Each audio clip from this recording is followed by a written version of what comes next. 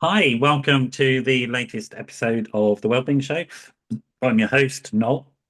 He's just had some sparkling water, so that was a bad move just before I start talking to gulp down some sparkling water.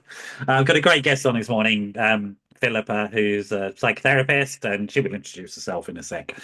Specializing in trauma, and well, not specializing in trauma, specializing in how you work with it for yourself and get over it and have a great life. That's what she specializes in, not trauma itself. She's not going to give you trauma, I don't think so. Maybe she is. We'll find out. Maybe that's a unique specialism that her trauma therapy is actually to traumatize you. I don't think so, though. Before we jump in and I introduce Philippa, I want you to remember this is a pre-recorded show, and so don't phone me during the show because I'll probably be doing something else and may not be very pleasant about the call. But do send me messages 07506 319 745. I'm sure Philippa will give us some contact details if you wish to follow up later in the show, and then you can follow up that way. Um, and just be aware because the topic may bring up some triggering issues, but we'll say if they do, and if it does, don't worry about it. You can always stop the video. You don't have to suffer. Oh, you're in control. Don't worry, and we'll give you some good advice about that stuff as well. So without further ado, I want to say first. Thank you for your first time you were trying to do this with Philippa. My computer died. Yeah, She saw dramatically. me. She saw my face go, oh my God, what's going on? Old man collapsed in a heap. And she's been very kind and letting me bring her back with my new computer. So, Philippa, thanks very much for your flexibility. Welcome. How you You're doing? so welcome. And it's even more special because it didn't happen the first time. It just reminded me, though, about whether I'm going to give you trauma. A funny anecdote. It really is a funny anecdote. My book Right. is called 20 Ways to Break Free from Trauma. Got it? Yeah. But my niece, who's a cake maker, brilliant cake maker, decided to make a cake exactly like the front cover. But before she put the break free on, the cake looked like 20 ways to trauma. And her husband took Only 20. yeah.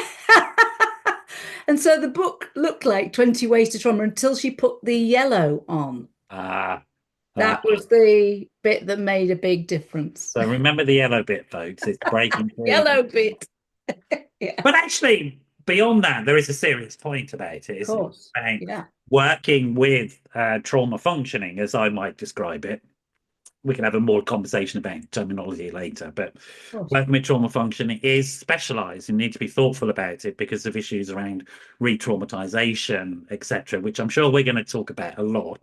And it's really important that people understand that, Yeah, understand why certain approaches are useful and certain approaches are not, of and course. understanding what is safe and also safe for the practitioner. Because I remember when I was working with torture victims, for example, we were really thoughtful about secondary traumatization and all that sort of stuff. So we're going to get Yeah, into the meat and potatoes of that later. yeah, Where are you based, Philippa? Where are you? You're in yeah. the UK, I presume. I'm in the UK. Are you in the UK, I no? am. I'm in Hackney in London, mate. Ah, so I used to be in London for a very long time. Now I live in Oxfordshire, Great. and my practice, two practices, one in Banbury Therapy Centre, Yeah. 2 days a week, and the other one is Central London. So I have a swanky place on Wimpole Street. Oh, very I nice. even like saying the word. I know. Some of my best friends have offices on Wimpole Street. Yeah, it's a great road, It's and really it's nice. John Nice park. Lewis and all that. So. Just that end of the far end of it. I presume you're by the far end by the Lululemon shop and all that sort of stuff. It's Yeah, at the south end near Cavendish Square, yeah, yeah, yeah. It's really the nice. Oxford Circus end. Yeah, it's really, really lovely part of London. It is, and so I like to still come to London. I mean, who doesn't? If you're Yeah, not, if you get fed up of London, you get fed up of life, right? yeah. Are you from London originally? Is that your No, I background? am not, and you might pick up occasionally in my accent, although it depends on who I'm talking to, a stonking northern accent because Yeah. I'm from Manchester originally. Okay. The accent What was? changed. Yeah, I know Manchester well. I Do remember the you? triangle bit where the bands are, the music is, and all that sort of that arts core. Right. And also, my connection with Manchester was because it had the Green Door Theatre, which was an extraordinary sort of new writing theatre and was big in the theatre world for a while back in my theatre days. And we may share some interest in theatre and We dramas. might, because Um, there's the Royal Exchange as well in Manchester. absolutely, I love that absolutely, one. yeah, Don't know absolutely. the one you The mentioned. Manchester's a real hub of the arts, Yeah, which people don't know really, and they it's don't. strange, isn't it, that they don't know? But Yeah, Manchester and Leeds in particular. indeed. And my background is in music more than theatre, although I love theatre. So I did a music degree and I taught music before I got into psychotherapy. And I went to Manchester University to do that. You missed. Not UMIS, that's the more science and technology, Okay. the main Manchester Okay. University. And I played So the tell me about growing up in Manchester. What was that like? yeah. So my dad was a vicar. So a Okay. couple of things with that. Because Church of England, right? Church of England. For And people so who don't know, if you're looking yeah, in other countries. yeah. That's why, yeah. So not Catholic. You can't really have children so much. Yeah. So we moved around a lot. Not so good schooling wise, can be quite Because um, it's sort of a bit like being in the army, isn't it? Being an army uh, brat. yeah, If your parent is in that, they move from yeah. diocese to job to job to job. That's it. Yeah. That's it. And so there's the kind of uprooting bit, but it gives you loads of advantages because you learn to socialize and Yeah. be open to anything. Was it Um, just you, or did you have my siblings as sister, well? younger sister, two of us Right. very close in age. Okay. Yeah. So yeah, the downside of I mean, I'm still tied up with the Christian church. I think there's wonderful aspects to it. Yeah. Um, and the downside sometimes is that there's a kind of face that has to be put on Yeah. if you're the vicar's daughter to be a certain way. And maybe growing up in the 60s, not always a sensitivity to emotional And also because needs. of the changing women's roles, etc., that was Yeah, happening in the 60s and 70s. So a yeah, lot of the behavior codes were actually quite repressive, and maybe some of yeah, them still are, to be honest, and yeah, inappropriate behavior codes. It reminds me, like when I talk to people again who've been children of armed forces parents, because of yeah, course, if you're a child in the armed forces, you can't just be naughty because it has a direct impact upon your parents. And yeah. the boss of the army camp will turn up and have a go at whatever parent is in the forces. So Yeah. similar type of pressure to conform to a normative standard, I A guess. normative standard and the message just smile, whatever. And Having also said all the that, church, I guess, then was very different as well, wasn't it, to the way it is yeah, now? Most yeah, churches have gone through quite significant changes, unless you're in the quiet evangelist US circles or something like yeah, that. yeah, But most, like Church of England, has changed hugely over the yeah, years, hasn't yeah. it? And it's needing to change a bit more regarding its own understanding of safeguarding and things like that. Oh, yeah. I've actually just written a piece that's going to go out in the Church of England Church Times about trauma. Great. Good. Because of Good course for you, that's mate. Well done. yeah, Brilliant. I'd love to read that. Will you send me? it's coming out next week. I might give you the link or whatever if when I get it.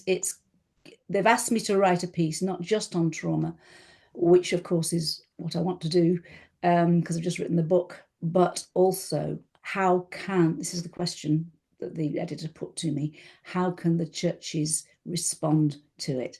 Yeah. It's an amazing question for right now when there's a big complication about what we do about safeguarding and how do we keep people safe Yeah. and what do we do about people who haven't kept people safe, things And like how do we do that. reparations Yeah, and how do we yeah, work with victims so that they feel that yeah, they've been recognized yeah, and and actually get the taking apology they deserve? Because very few victims of trauma get the apology they deserve. And right. it's really important to get it if you and can. it's and so I've written 1,800 words about how to listen, and take that seriously and to listen to the trauma story, down the lift shaft rather than brushing it aside because that re-traumatizes people if they don't get that apology. So I had a good old go at it for 1,800 words, and it's now with the copy editors.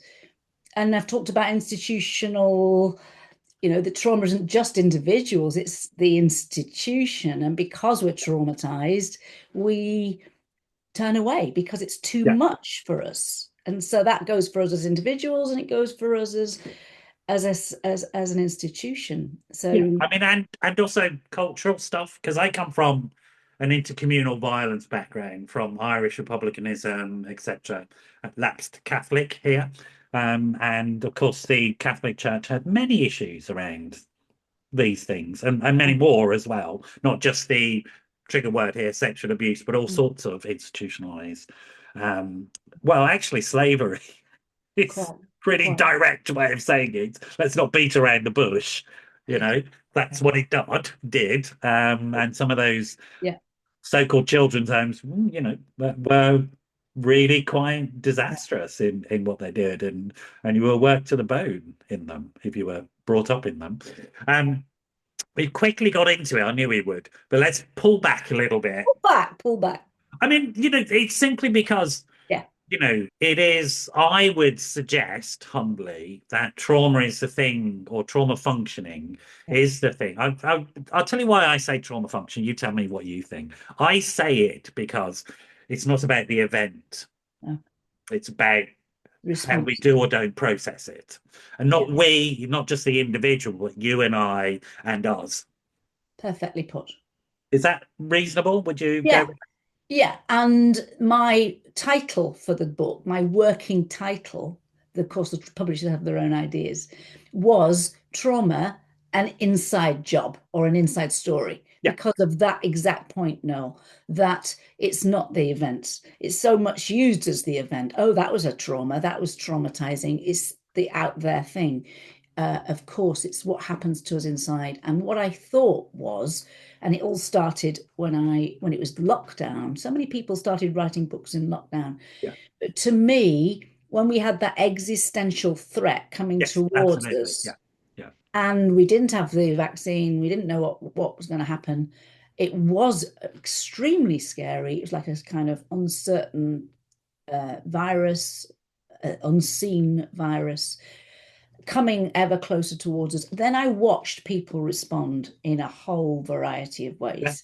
Some ignoring it completely, some acting as if the pandemic was under every stone, and everything in between. So I thought this is a fascinating thing, and It really was. Yeah, I was already very interested in trauma. I'd written stuff about it, yeah, but then I thought, let's break it down. Let's study trauma responses, beyond fight, flight, freeze, submit. absolutely. Then I got to the 20 and I wrote a short paper which went on a few websites, and then it grew from there. Yeah, That's the idea yeah. of really, really looking at the different ways that trauma, and I can go through some of them. We'll go through them. I want to Yeah, go back a little bit go again, back a little bit.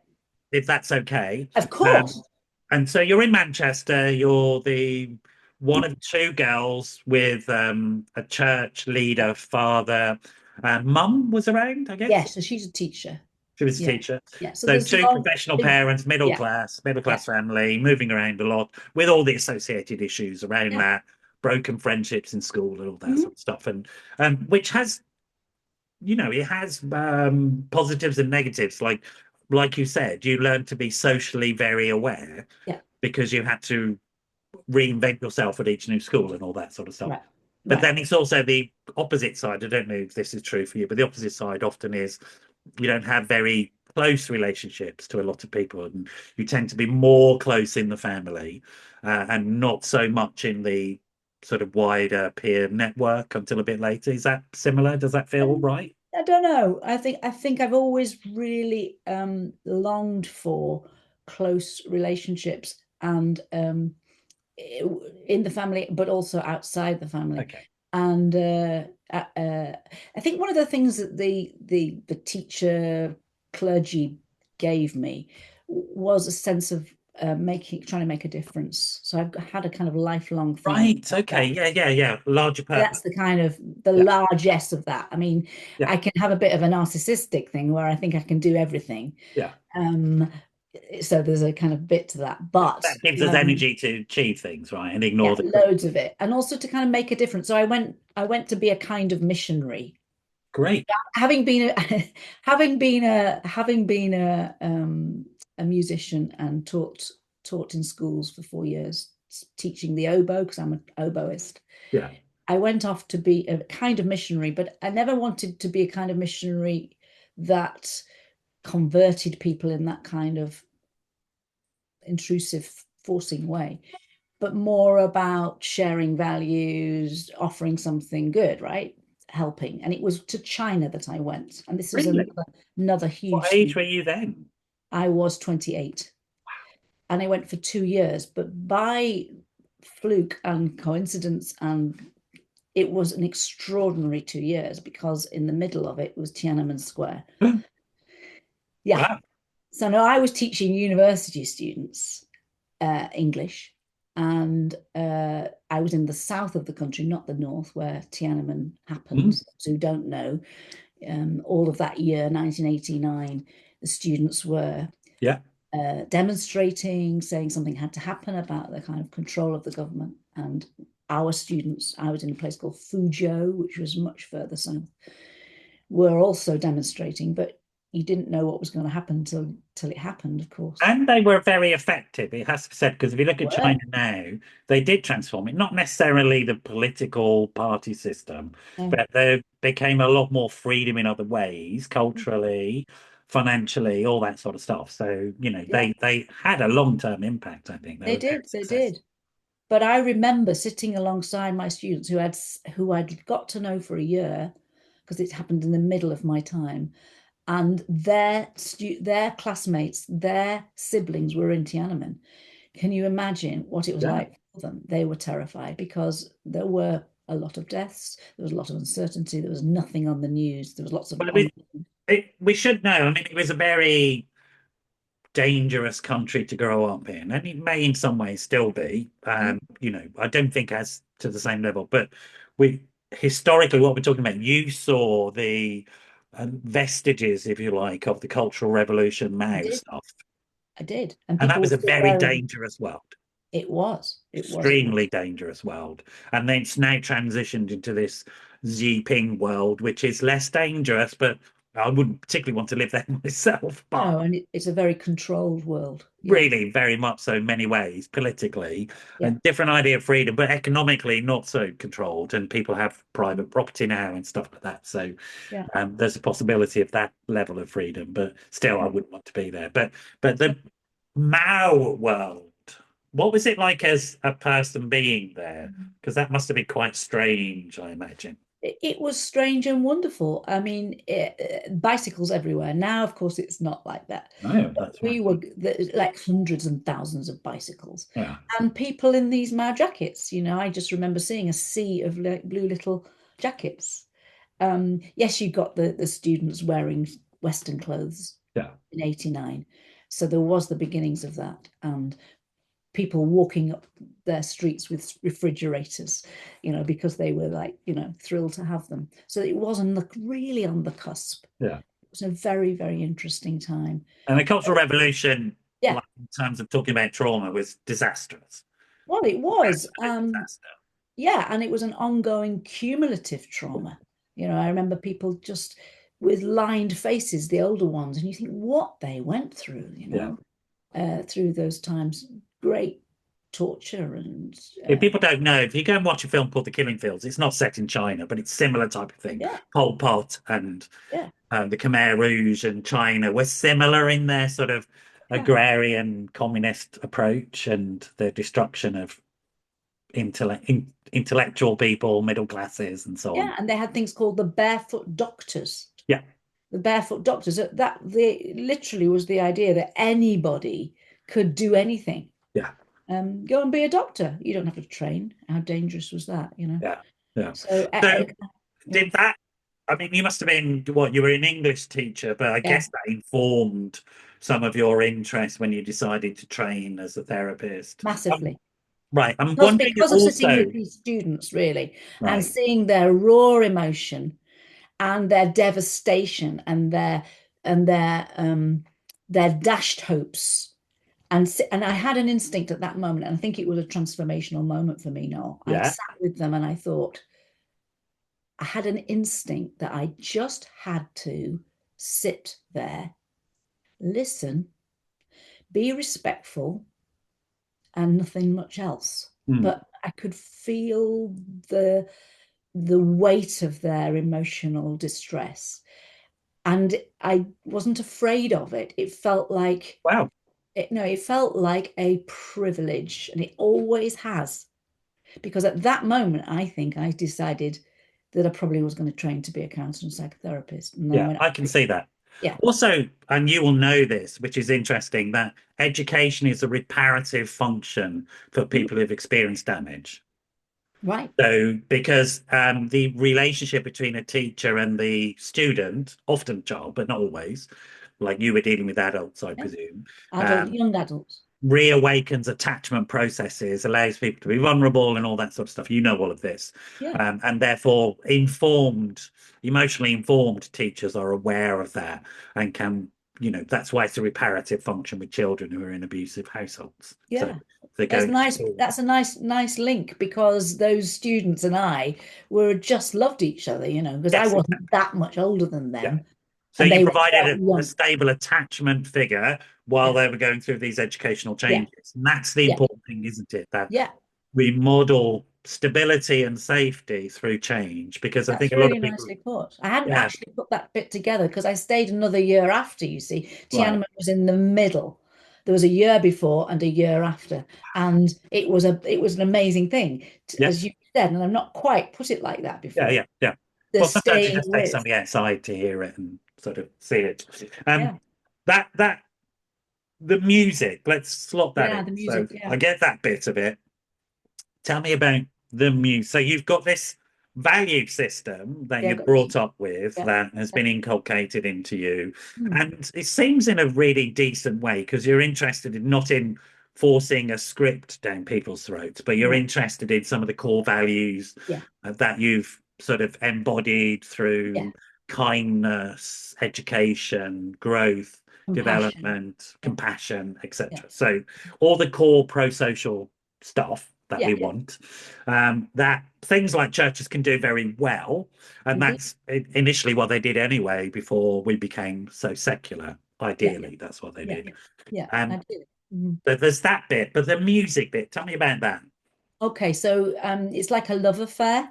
Yeah, So when I was 7, I listened to the oboe, and I didn't even know what the music was. It was Swan super. Lake, Dance of the Cygnets, and there I was next to this big woofer, subwoofer speaker, and I Yeah, said, "What is that instrument?" And my mother or my grandmother said, "That's the oboe." And I said, "I'm going to learn that instrument." It was like a kind of moment of falling in love, and I still feel that way. I don't play as much now. I'm too busy with all this other stuff, but I do play. And it's always felt like, um, when it's going right, you're on form, you've got the right reed, and there's lots of variables, and you're playing a beautiful piece of music, and it's like an extension of me. I feel that's almost the deepest happiness or joy yeah. that I could ever experience. The oboe, I was experiencing the oboe as very haunting. It's Yeah, often, I think, somewhere in the background. We don't hear it up front, but it's often, and so, but when you take it away, that it falls flat, whatever that piece of music is, falls it flat is. because it's right in the core of it, but you're not noticing it. I mean, Yeah, there are some oboe, there's always pieces that will highlight a particular musical instrument, but it seems that the oboe is very, very otherworldly in some ways. It yeah. seems It that's my has a. experience of it. That's right. It has a richness of tone. I'm very particular about tone. You can get oboes that are strident, and I don't Yeah, like that.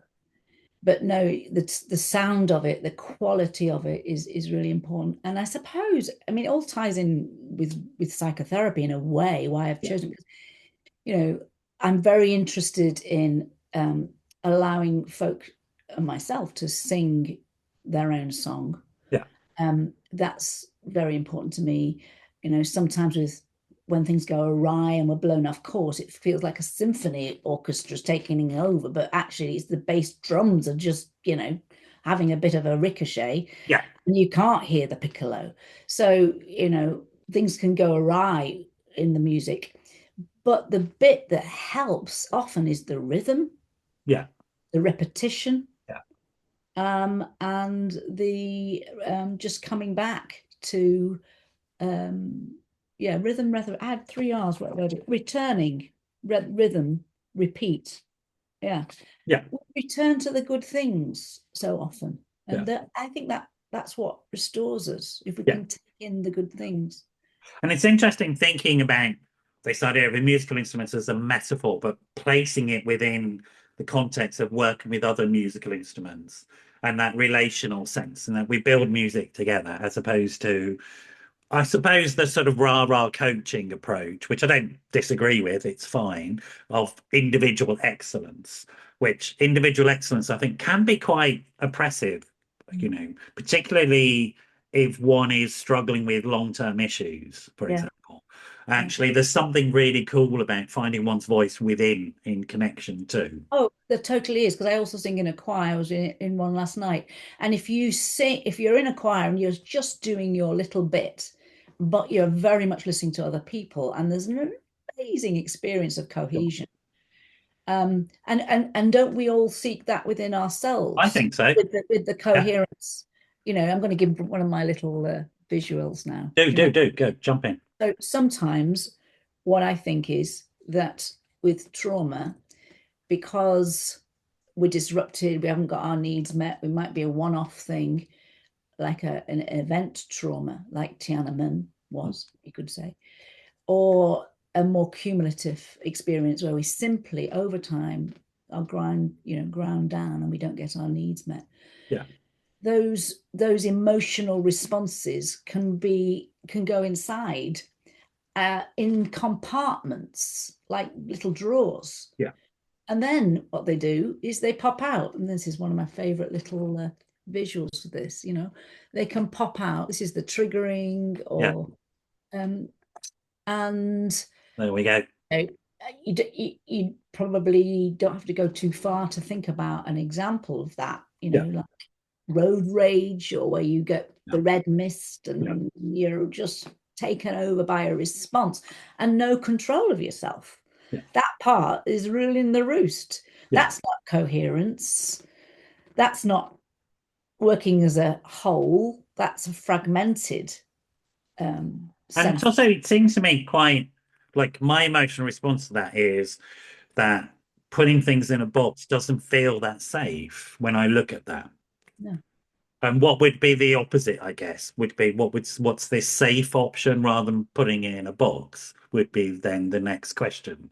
Yeah. So Well, sometimes we don't have the capacity to do anything other than put it in a box. It's like the mind and body's survival to do that. So it's not about a choice, really. yeah. So So it's about understanding that process yeah, and having maybe a bit of compassion for oneself. totally. And visual number 2, Go on. do you mind? No, This you're is talking to a drama therapist. Get them all out. I want the sand tray as soon as possible.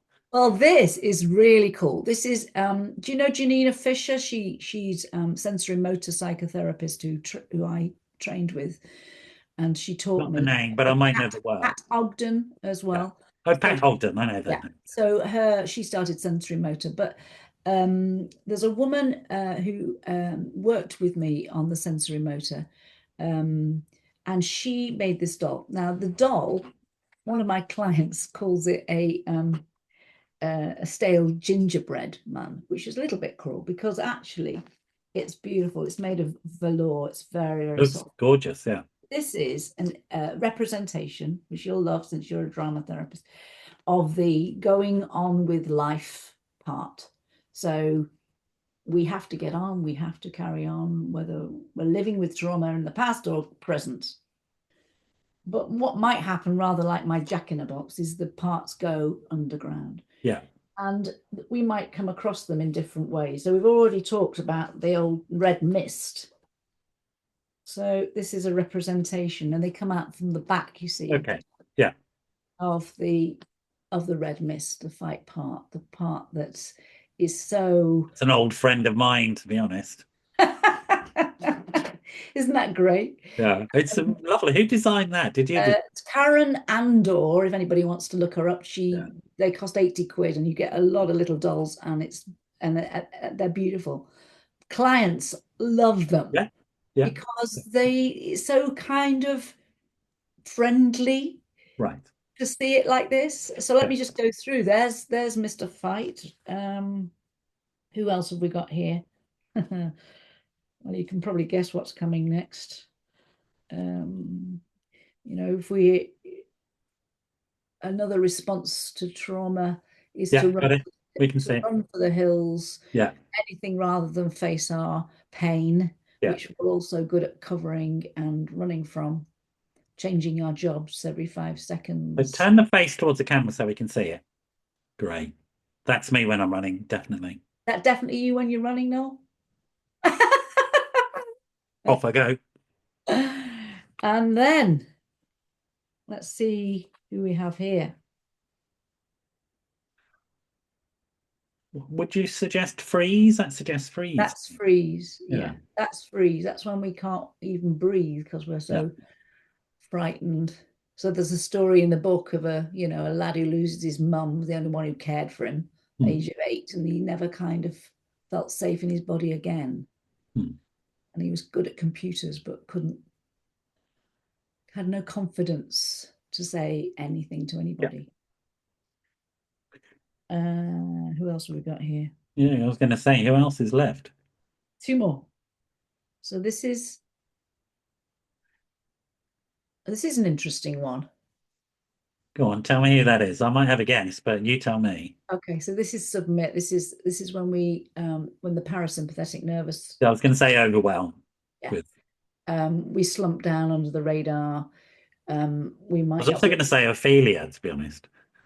Yes, yes, That's the drama therapist in me. I can't help it. yes. There you I've got to go, get some Ophelia. Shakespeare in there somewhere, mate. Yeah, a bit of Shakespeare. Yeah, But we can't, if we've had a shock or a terrible life yeah. experience, we might just not be able to get off the sofa. Or if we're abducted or, have some violence come our way, we might not fight.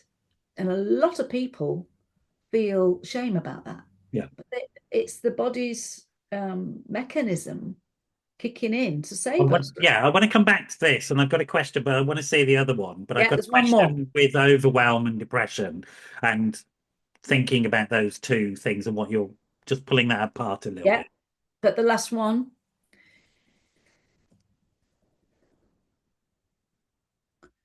So who have we got here, do you think? I don't know. You tell me. All This is right, so this is the representation. It looks like people say it's a baby. Well, yeah, it's the vulnerable self. It's the part of us that's been wounded. Trauma means the wound. adapted child Greek. type thing. Pardon? The adapted child. Adapted child or the vulnerable unmet needs of the Okay. child. So I always do this with that one. Yeah, This yeah, is absolutely. where the compassion comes in.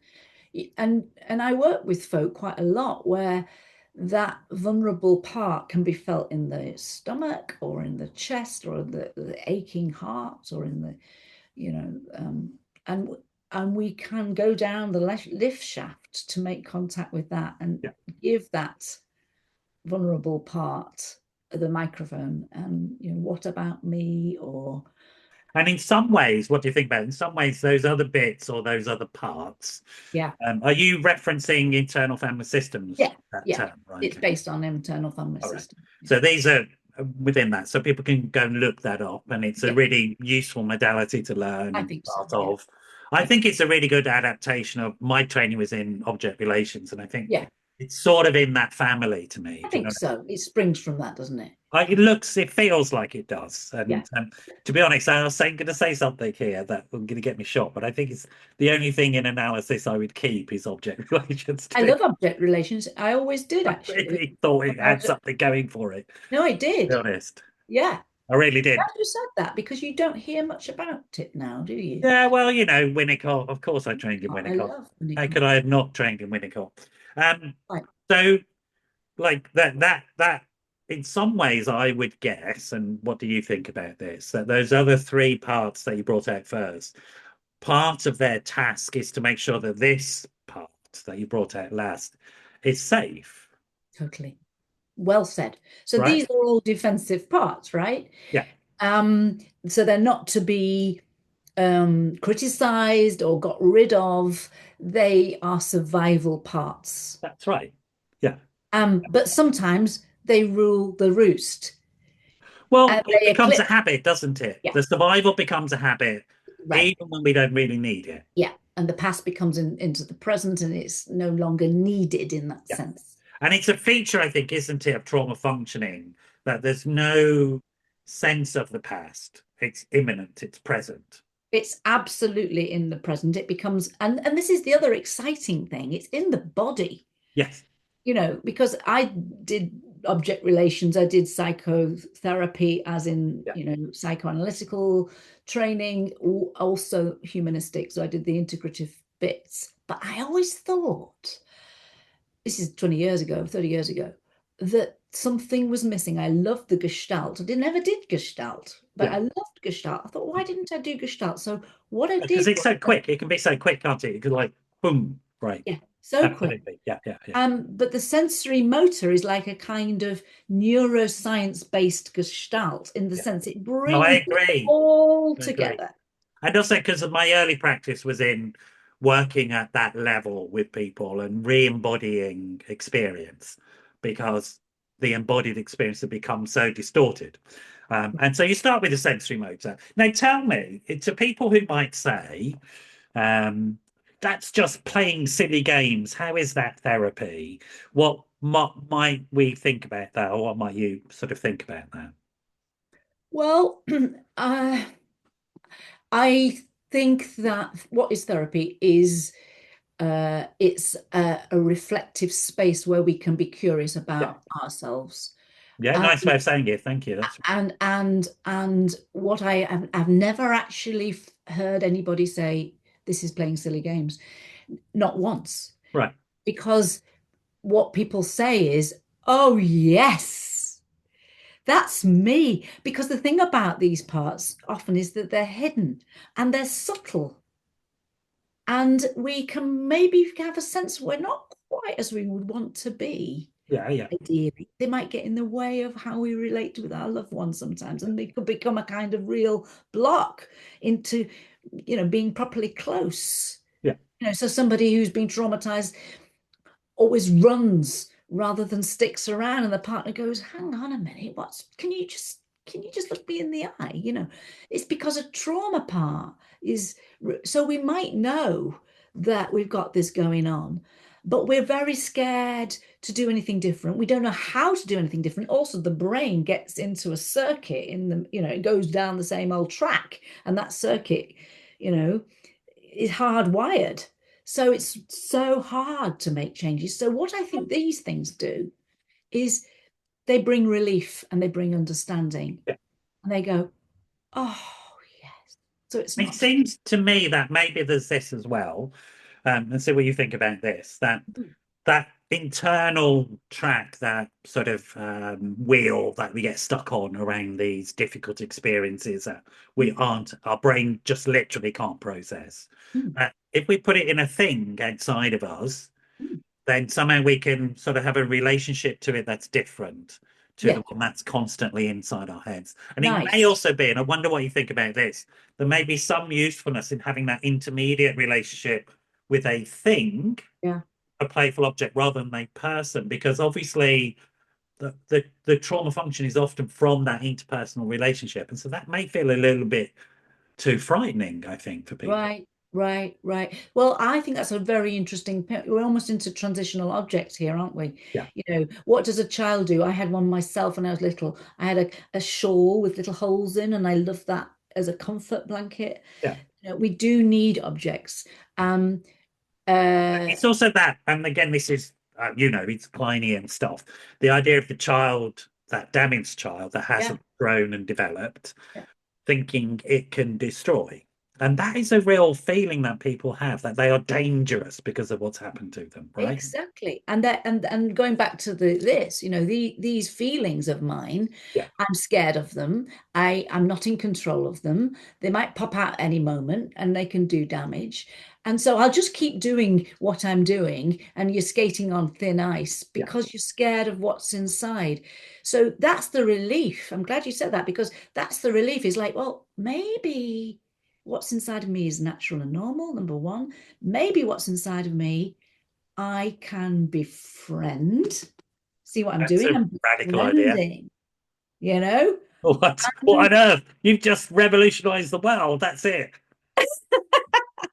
and then I'm really ducking and diving because Yeah, yeah. I'm able to be all of me. I can be But creative. also, and I wonder what you think about this. There's music, I think, and all the arts are sort of the opposite of trauma in my experience. Yeah, Like it's a great way of non-directively working with stuff and right. reintegrating social experience in a way that isn't re-traumatizing. It just doesn't re-traumatize. And so you often see children playing with stuff. And I had some mates who went out to Serbia, etc., and worked with kids during the wars and stuff like that. The kids would always say, I don't want to talk about this, but then you'd give them some paints and they paint pictures of bombs dropping and they Wonderful. process that way. Do you know what I mean? It's like, so we know that this works. The evidence is quite clear.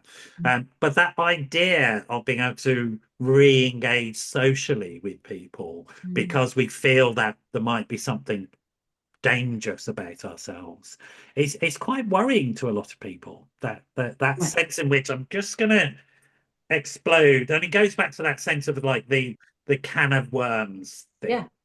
So are the cans of worms in your practice? Are people exploding all over the place and losing? Because that, you know what's behind the gingerbread man? That's the idea, is that that is what allows us to cope, right? Right. And so it's frightening to think I might have to give that up. Right. Yes. And just to pick up what you just said about um, what we do, I think, is constrict rather than open up. So the music, the arts are non-trauma because they allow us to open up. Yes. Trauma disconnects us in two ways. It disconnects us from ourselves, so we actually don't know half of this stuff. Okay. We might fear it. Yeah. We might be, ducking and diving, surviving it, but we don't actually have connection to it. But as you've just alluded to, Noel, we're disconnected from others. We don't show them who we are. Yeah. And so we're doubly hurt, Yeah. if you like. Yeah. So trauma cuts us off from ourselves and from other people. And what brings us back to ourselves, I'm going to bring another little visual Yeah, up. do please. These are great, actually. I really like. I don't know whether you've come across the tennis balls idea. So this is trauma. So Okay. I've got three tennis balls and three jam jars. Right. So this is the smallest of the jam jars, but the tennis ball is the same. Yeah. So you can see with Yes, I've this, seen this visual representation before. It's a really clever one. have you? Yeah, it's great, isn't it? I've seen it with grief as well, used Yeah, as a representation of grief. yeah, it could work that way too. But if it's trauma, we've got the idea of this experience, this pain, this wound that's never been expressed, never been integrated, and it's filling the whole space Taking here. a lot of space in that jam jar. Yeah. So then you're operating from those parts. You may be very numb, or you may be fighting your partner every 5 seconds, or you're responding in a binary way to the world and, not able to process information. It could be any of the 20 that the book has, but there's not a lot else happening but trauma reaction. If you then are able to put some other good stuff in. It could be art, it could be music, it could be dance, it could be the love of someone else who gets you, who you feel safe around, for example. You've got some air around your trauma. You've still got your trauma, you're probably still going to be triggered sometimes, but there's a lot of good stuff as well. So you're probably more happy, more functional, more Yeah. at one in the world. This More third, able to contain it in a you're sense. able to contain it. Yeah. The third one, of course, is the Exactly. post-traumatic growth. And this is where The idea is that we don't actually uh, lose the trauma. We may still be occasionally triggered, but when we do, we'll recover quicker. Now, it's really interesting. Let me ask you this question. It's Yeah, been a fascination of mine. Like this idea is, and I remember somebody I worked with many, many, many years ago, was the idea that, yeah, they were going to dig out the core of their problem yeah, and throw it away. And the question I asked them is, what would be left of you at that point right, if right, you did that? right. Because we might say this is my trauma, but it's actually what we are saying is this is me. Yeah, And that may be too much to hear initially, but if me can grow, then relatively speaking, the bit of me that was damaged gets smaller. But we can't really get rid of experience, is what I'm no, saying. we can't get rid of experience. And I say to people, we shouldn't, Right. because, this is post-traumatic growth. The last chapter of the book is twice as long as any other chapter, and it should be, So because post-traumatic growth is the good stuff that comes yeah, from trauma. And I believe that there's not enough said about it. We yeah, hear about I agree with you. PTSD, Yeah, but post-traumatic growth is the goodies. Now, I've worked with people who find their post-traumatic growth through a whole range of things. Some of them, depending on the severity of the trauma, still find life very difficult every day. So I'm yeah, not saying it's kind of like miracle cure, but others are utterly transformed. For example, they may have had mental health diagnoses, personality disorders, 5 personality disorders in one case, now none, yeah, because although that was an interesting label, what they had was trauma. What they had was a fight part that took over yeah, until it was befriended and understood and went back into its right proper box. yeah, The person could then grow, start to think, start to reflect, start to link, start to grow their neural pathways, and is now training to be a counselor, yeah, yeah, yeah, Um, absolutely. uh, and other people find it through finding meaning. Your child has been murdered or something terrible's happened, and then you like or had a terrible cot death or something dreadful. Then the person puts all of their effort into researching cot deaths or Yeah, knife crime yeah, and works like a dog till some law is changed. yeah, Yes, they could still, you said you could be saying there's still the charge of the trauma that's fueling them. But the meaning of it, the purpose of it, um, is what's also giving them life. So I've worked with Terry Waite, who was in Beirut, I remember that guy, amazing guy. he's an amazing guy. Well, he read my book and has written the foreword. And now he's a friend, can you believe? He's just an absolute joy. But he was chained to a radiator for 5 years in Beirut, Yeah, came out. He's now 85. yeah, And do you know what he's done? He said, "Oh, I was in a right mess. I had to go to Cambridge University for a year and just, write my book." And he felt terribly, terribly broken. But he then decided what was most important. He didn't care about his mortgage or anything like that. He was going to start some charities. He great. started 3 charities, and he goes now around the country, age 85, um, opening homeless centers and things like that. That transformation is a fascinating process. I've always been really interested in those people who do the transformation. I'm not going to suggest to people that they have to do that because, getting out of bed is enough and getting on Right. with your life and brushing your teeth. All of this is enough and being pleasant to your neighbor, being pleasant to yourself. All of this is good enough, Of folks. course it is. But there are some people who transform these experiences Yeah. and they are fascinating because of Yeah. that. And also, Yeah. I think, do give us a sense of hope about stuff. Coming back to the freeze and depression, I'm Yeah. just really intrigued what you think about those Yeah. two ideas and the links or not between them. So, Yeah. the freeze puppet, have you got it? The freeze puppet, I've got it. Um, now, do you think there's a link between that idea of the freeze and depression as a freeze response or not? Is it separate or is it more complicated? Um, it could well be.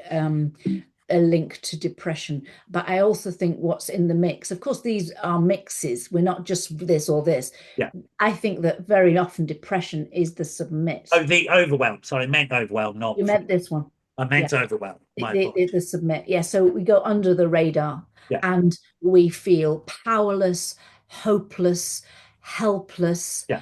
Also, we might feel it's all our fault. That's another insidious trauma response when we feel deeply, deeply, and I've worked with many people like this, Yeah. they feel that the whole thing was their fault. And not only that, it's not a cognitive thing, it's a feeling thing.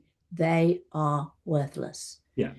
Um, But that's a and of way, that course, approach is a way of ooh, surviving something that otherwise would just be the too much. sound's We'd gone be up. too activated and we'd jump off a Sorry, bridge, as it were. Can you hear me? something's happened to the sound. Hello? Hello?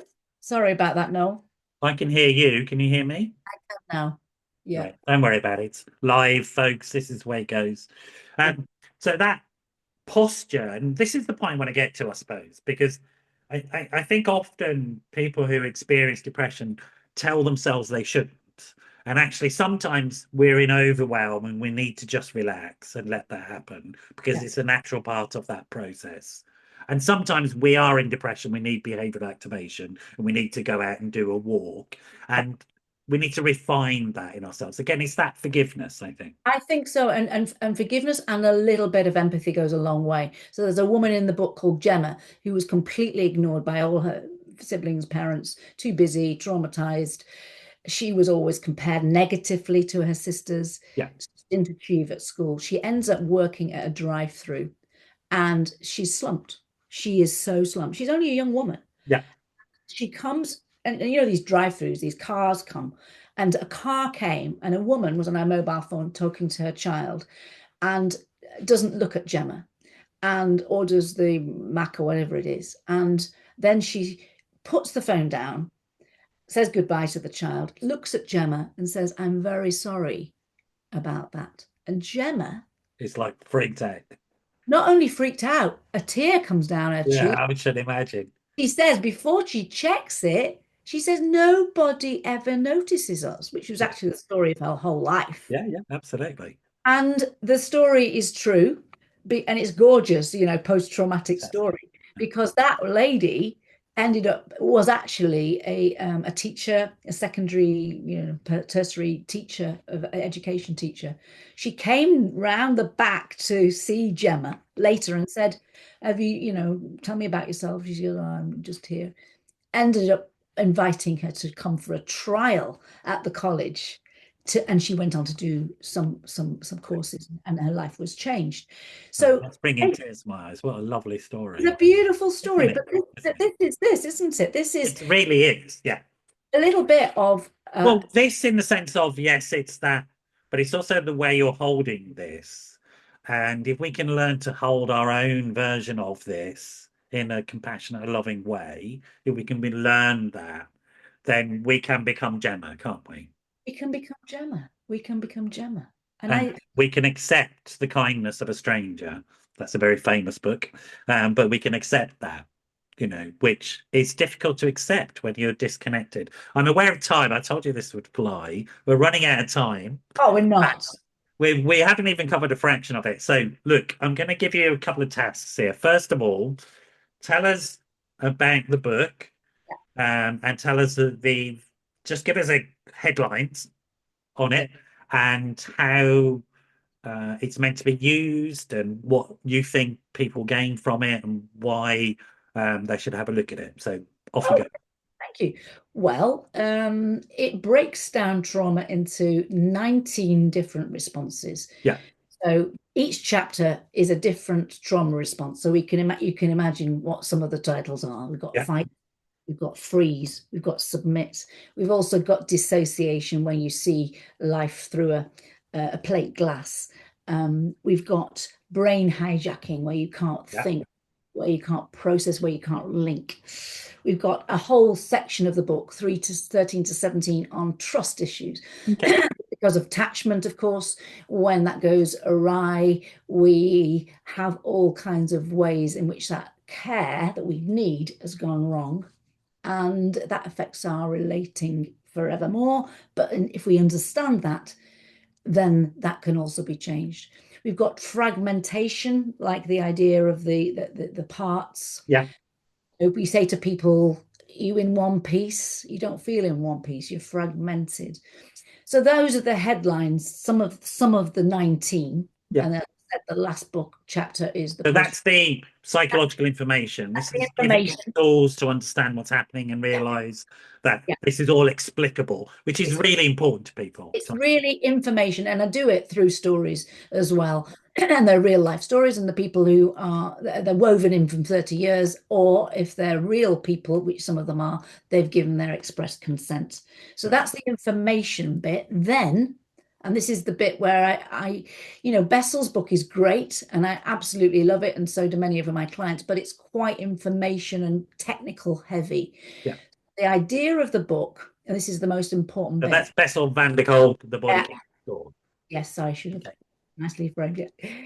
The idea of the book is that it's bite-sized chunks. So if we go back to my idea of rhythm, repetition, and small steps. So there's no paragraph that's longer than that. There's so many headings that one reviewer said, I've never seen a book with so many headings. The headings are to point, because you don't have to read the whole book. Yeah. I'm in a fight with the publishers at the moment because so many people say this should be an audio book, because the exercises, and there are many offers of help, self-help, all the kinds of help, meditations, body reflective stuff, poems. These help people come back to themselves and to find, ways to reconnect. And people who are traumatized, if you're living with a special needs child and you're beyond calm and you're so full of pressure, how can you read a book? The idea of it is anathema. Mhm. I had somebody the other day saying, please, can you just do it as an audio? Because I can do an audio when I'm taking my kid to the hospital. I can listen to a few exercises and I can dip into them. So we are working on that. But the idea is to dip in. It's a pick and mix book. One thing doesn't work for everybody. Something might work for you. It's a kind of, I've just thrown a lot of stuff Yeah. 30 years in a coherent, hopefully, way, and The there's spaghetti at the wall and what's going some to of it will stick. absolutely. No, I think that's right. And people need to know this. That's the truth. That there isn't one approach at all, and it is an evolving field. Right. And it is really important to learn the skill, I think, of trying stuff out and then retrying things. Yeah. And sometimes this won't work. Then you go and do something else. And then you come back to this thing and it does work because you've done that other thing. And Perfect. it's never give up. Right. That's the skill. It's exactly right. And that's post-traumatic growth as well. I'm That's so right. pleased you said that. It's the keeping going. And if this doesn't work, try that. It's really practical. And also, what we learned when we were working with torture victims was that we don't know enough and we have to learn. And so I remember one of our patients who went off and discovered bluebell wood and then came back and told us how much that had helped. I wouldn't have prescribed a bluebell wood, but Isn't that beautiful? it became part of the toolkit, right? Have you looked? There's a bluebell wood over there. Go and have a walk in it, see how that works. Do you know what I That's mean? It's like, a totally wonderful example of isn't post it? growth. And I had somebody else who said, you know what I do when I feel really small? I look outside at the stars in the sky and I think, I'm here and that vastness is there. And somehow or other, I'm soothed by that. Yeah, It's the great cosmic wonder, yeah, like Bluebell would, isn't it? yeah, absolutely. And we know why nature works, and I know why bluebells work because they're beautiful. Start Totally. bringing beauty back Beauty. into life. You're winning, mate. Beauty. You're winning.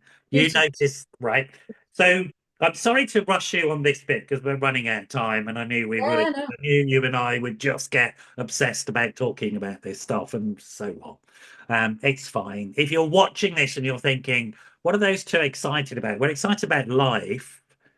And it is possible to become excited about life no matter what has happened to you. Yeah. I pretty much guarantee that. And that's really important. How do people get hold of the book? Okay, go to my website, philippasmethurst.com/bookshop, or on Amazon, and it's £13.79. But Great. go to the website, you'll get little videos. I've also got a YouTube channel, which is on the website too, links to it, and yeah, little tiny vignettes. I'm wearing the same jacket. One video per chapter, just basically saying about what these different responses are. Yeah. Yeah, so that's how you get the book. And you can be booked, I presume, to do talks and Yeah, presentations. yeah. That's through your website, I guess. Through the website, there's a whole thing on the Yeah. website about how you do that. The And are you media practicing as a therapist now, or receive 20 people a week, so I've got a busy life. that's really long? Yeah, I know. Yeah, Mate, seriously. I know, I know, I know. I have to have a word with myself. You do. You might end up as one of those little dollies if you're not careful, and I can know which one it might be. You know, the first chapter of the book is called Trauma Takes Us Over. Yeah, yeah. I need to really, really, it's physician heal thyself, Well, because it was one of those things we were taught in the work around torture was that there are these prototypical responses in healers. One of can't cope with this, have to run away. One of absolutely become obsessed with it and trying to heal the world and become, do you know what I mean? That omnipotent yeah, yeah. thing. So yeah, but I don't I need to. know that. And there's a kind of suck to that, a kind of suction pulling you that way when you get asked to write papers and articles and things are going well, because of course Yeah, it's lovely that the message is shared. That's why you would write a book and spend that's right. 4 years doing that. Yeah, And waking up in the night and the muse takes you and your husband says, "Where have you gone?" Of course, that's wonderful, but there is a kind of downside to not being regulated. I think about it like the bottle of water. yeah, Got too much going on, it comes out the top. Where you want to be is, in a nice space with yeah. some air around you. Particularly a reusable bottle like that rather than one of my single-use plastic bottles. So well done you. You're doing better than me. So what I would suggest is having talked to you, I mean, it's really exciting to talk to you. I'm really enjoying the conversation. And there's something about like learning. There's something going on for me about this, about your experience as a human being and your experience as a professional and Yeah. your growth, which is that you haven't cut anything off. You remember your psychodynamic training, you've learned new training, you've learned new experiences, and you have grown as a human being by, if you like, attaching these bits on, as it It's true. were. And it seems to me that that is a really useful metaphor for any of this stuff. Hmm. That we see it, and coming back to those jam jar things, we see this as getting back into growth Okay. from a position where that somehow has been stopped. Hmm. That's beautiful. Do you do you think so? I like that.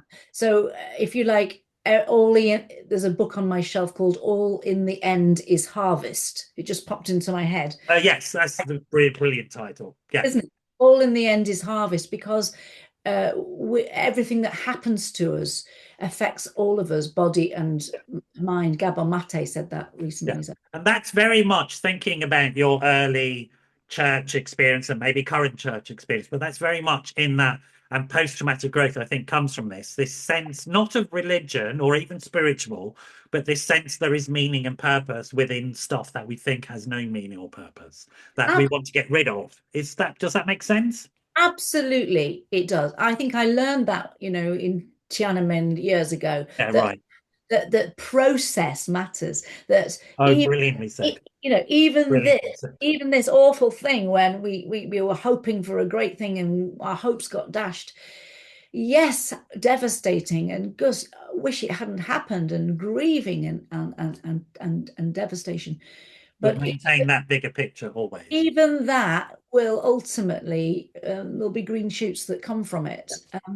And that's very appropriate for our times because we've got a very nasty person as head of the US, Yeah, creating all sorts of significant problems for all sorts of very vulnerable people right.